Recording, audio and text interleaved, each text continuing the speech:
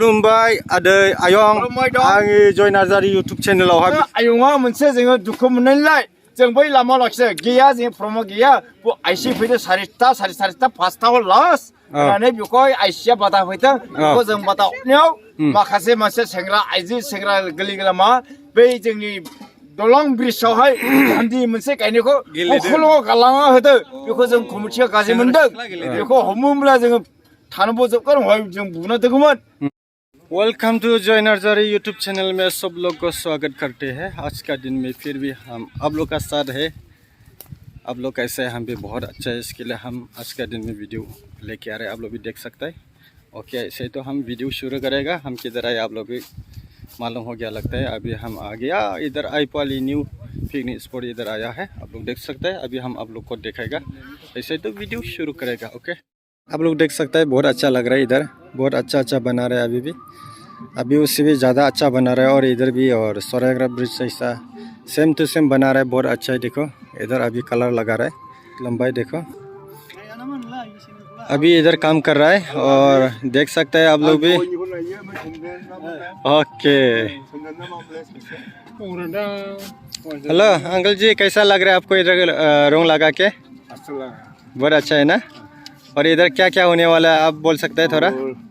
हाँ, इसमें बोर्ड भी आएगा। अच्छा, बोर्ड में आएगा। अच्छा हाँ, 28-29 तारीख में आएगा। अच्छा ओके। और एलिफेंट भी आएगा। एलिफेंट भी आएगा और एक्सपो अच्छा भी है। अच्छा, ऐसे तो बहुत अच्छा होने वाला है। घोड़ा भी आएगा। घोड़ा भी आएगा। अच्छा ओके, इधर पानी इधर आएगा तो बहुत अच्छा लगेगा। इधर आएगा तो इसके लिए आप लोग आ जाओ। इधर देखो अभी ओपनिंग हो गया। अभी आदमी लोग भी बहुत आ रहे हैं, इधर बहुत आदमी आ रहे हैं। इसके लिए आप लोग भी आके देखो इधर कैसे है। और 1-2 दिन में उससे भी अच्छा होने वाला है। इसके लिए आप लोग आके इधर देखो। आ गया, बहुत अच्छा लग रहा है मेरे को। ये घर को कितना अच्छा बना रहा है, इसको देखो।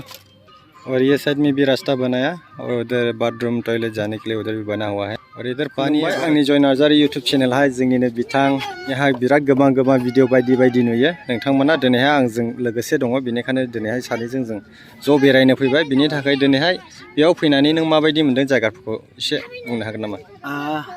आङो दिनै आइपवालि पिकनिक स्पटआव फैनानै गोसोखौ ओरैबायदि गोजोननाय मोन्दों। मानो होनब्ला थांनाय बोसोरनिख्रुइ देग्लायनि जेनाखि आइपवालि पिकनिक स्पटनि माखासे डेक'रेसनफ्रा ओरैबायदि मोजां नांदों आरोखि ना।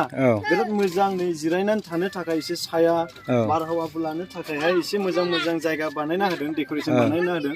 आरो बेल' नङा लोगोफोर, माने आइपवालि पिकनिक स्पट हिसाबै देग्लाय माने दस्रा पिकनिक स्पटनाव बेफोरबायदि एक्सप'नो मैदेर लाबोगोन, लड्स बेफोरबायदि फिसा बटफोर लाबोलायगोन बिदि नुफेराखै। खिन्थु देग्लाय आइपवालि पिकनिक स्पटना माने लाबोगोन होननानै कमिटिनि मानसिनिफ्राय जोङो खोनानो मोन्दों आरोखि। बेखायनो जोंबो दे लाबोयाथ' मोजां आरोखि ना। जोंबो बेरायनो एसे मोजां मोनदेनो गोसोफोरखौ। देग्लाय एसेब्लाबो साबसिन खोनादों आरोखि आइपवालि पिकनिक स्पट हिसाबै। बिनिफ्राय आंनिफ्राय मोनसे खावलायनाय बिथांनिसिम, माने आंनियावथ' साबसक्राइबार एफाराब गैया। नोंनाव जाय दङ नोंनिखौ नायो, एसे सापर्ट खालामना हरनो थिननो हागोन नामा नोङो? अके, माने आंबो एफाग्राब माने फेमास नंखाया, जा एसे दङ साबसक्राइबार। अब्लाबो आङो बेखौनो बुंनो सानो, आंनि जायफोरा आंखौ सापर्ट खालामग्रा आंनि फलोवार्सफोर, जेनेबा बिथांनि जय नार्जारि इउटुब चेनेलखौ नुदोंब्ला अन्नानै जोङो गावजों गाव बरजों बर जोङो सहाय खालामलायनाया एबा सापर्ट होलायनाया जेबो खहा गैया। सापर्ट खालाम। नोंथांमोनाबो आंनि भिडिअनि अनगायै बिथांनि भिडिअआवबो दस्रा रोखोमनि कन्टेन्ट नुगोन। दस्रा कन्टेन्ट क्रिएटर हिसाबै दस्रा भिडिअफोरखौ नुनो मोनो। जेनेबा आंना ब्लगिं जास्ट नेचार बेफोरखौ देखायनाय, हयथ' बिथांनि भिडिअ दस्रा आलदा रोखोमनि कन्टेन्टफोर नुनो हागौ। बेखायनो जोङो सापर्ट होलायदो। जायफोर आंनि फलोवार्स, आंखौ मोजां मोनग्रा, बिथां जय नार्जारिनि चेनेलखौबो थांनानै भिजिट खालामहैदो, सासेब्लाबो सानैब्लाबो। अके, थेंक इउ स' माच होनला बिराद आंनिसिम गोजोननाय थाबाय। Thank you. आंनि जय नार्जारि इउटुब चेनेलावहाय दिनैहाय जों ज' फैदों, बेनिखायनो दिनैहाय जों दसे बेरायलायबाय। आरो नों बे आइपवालि पिकनिक स्पटआव फैनानै नों जायगाखौ माबायदि मोनदों दिनैहाय गोसोफोरखौ? जायगाखौथ'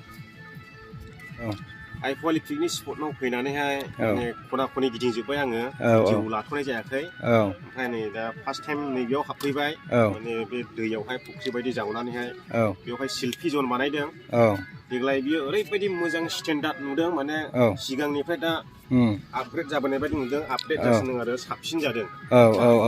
बरिया ओरैबायदि गुसु थान्दा निजोमनो ओरैबायदि गोजोननाय ने आच्छा बिनिफ्राय आङो नोंनावहाय गुसुङै आं एसे नोंनिफ्राय माबा बिनाय जानायसै आङो नोंनाव साबेसे साबस्क्राइबार दङ नोंनि नायगिरिफोरखौ आंनि थाखायबो एसे हेल्प खालामनो हागोन नामा नायग्राफोरखौ दा आंनि साबस्क्राइबारफ्राथ' 77K जानानै दङ गोबाङानो अब्लाबो माखासेया हाइड जानानै थाबाय सिगां भिडिअ होयैयावहाय माने नटिफिकेसना अफ जानानै थाबाय दा बैसोर मानसिफ्रा नुफिनबाय आरो दा सोरबा सोरबा मालाबा थांनानै नायहैयो बेनिफ्राय दा आङो बेखौनो खालामनो सानो बिथां जय नार्जारिना बिथांनिबो इउटुब चेनेल दं गोदान माने दाबो जौगाथ'वाखै बेनिखायनो आंनि बिसिबांनाखि नायगिरि रायजो राजा नोंथांमोना बे भिडिअखौ नुसोदोंब्ला साबस्क्राइब खालामालाबानो दा थांफिन बयनिसिमबो खावलायबाय आरो अके होनब्ला बिथांनिसिम आंनि गोसो गोरबोनिफ्राय बिराद गोजोननाय थाबाय होनब्ला थेंक इउ स' माच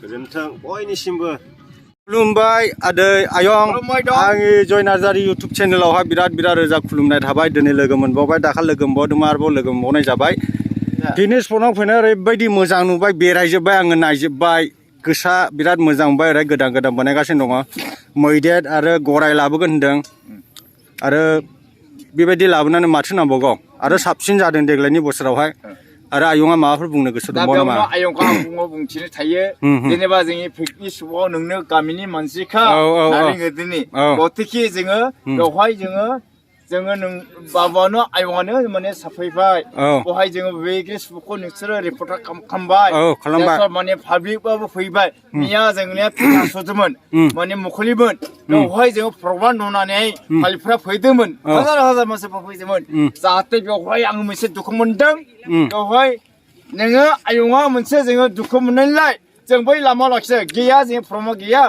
आइसि फैदो सारिथा पासतायाव लास्ट होननानै बेखौहाय आइसिया बादा होफैदों बेखौ जों बादा हरनायाव माखासे मानसि सेंग्रा आइजो सेंग्रा गोरलै बै जोंनि दलं ब्रिजआवहाय गान्धी मोनसे गायनायखौ अखल'आव गालांना होदो बेखौ जों कमिटिया गाज्रि मोनदों बेखौ हमोब्ला जोङो थानोबो जोबगोन हय जों बुना दोगौमोन बुवा माने जों जबना दोगौमोन गतिके जोङो बेखौहाय बुहुत गाज्रि मोनबाय दा बेखौ इदि खालामनाङा ना हिंसाजों खालामदों ना माजों खालामदों बेखौहाय जोङो नों दा खालामलांदो सारा बुंदों दे नोंसोर सारिता पासता लास्ट पासता अगले पासता काउन्टाराव आपनालोगे माने इयो अलेफोर जब बेखौ आं बुंनि समखौ आं बुंदोंमोन दा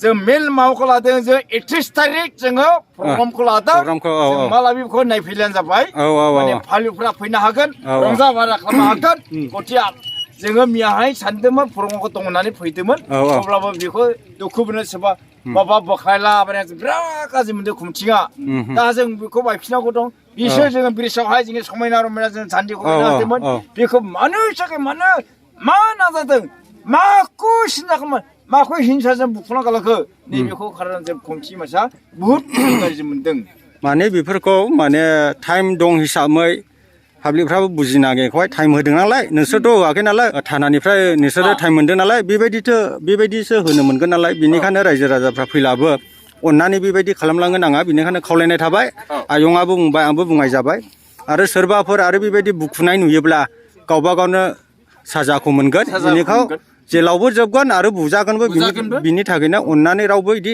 खालामनो नाङा आरोखि ना माने गावबा गाव जोङो गामि हिसाबै खाथि हिसाबै जाहाथे जोङो गोजानाव दिब्लाय थाङा गेलेमफुं थाङा हरिमाव थाङा बावखुंग्रि थाङा जाहाथे जोङावनो बेयाव आइफलि जोंनि बग्रि बागान बे दलां ब्रिजआवनो जोङो जाहाथे मोजाङै मोजां जाफैनो थाङो रंजा बाजा थाङो बेखौ जोङो जोंनि गामिनि जानानै आइफलि जानानै जेखुनु फाथाबरि दं माबा माने खैलेमाया दं जाहाथे ओरै हाख्ला दं जाहाथे जों जाफैनो थाखाय बनायदोंमोन बेखौ जोङो बुखुरिखौ जों दुखु मोनदों माबोरै हिसाबै जों दुखु मोनदों मानो स्रां जों मिया थांला जों बुखुना गालांबाय नैबेनि थाखाय आं बेखौ आयदानि सायाव बुंथिदों अननानै रायजो राजाफ्रा बिदि खालामनो नाङा जिबायदि टाइम होदों बेबायदि होगोन आयंमोनाबो माने बिसिनि टाइम बुंनाय बायदि बारा होयोलाय बयहाबो साजा मोनगोन बेनिखायनो अननानै टाइम बायदि होदों नालाय गोसो बायदि सानाव फैनानै बेरायफैनो हागोन जानो लोंनो पिकनिक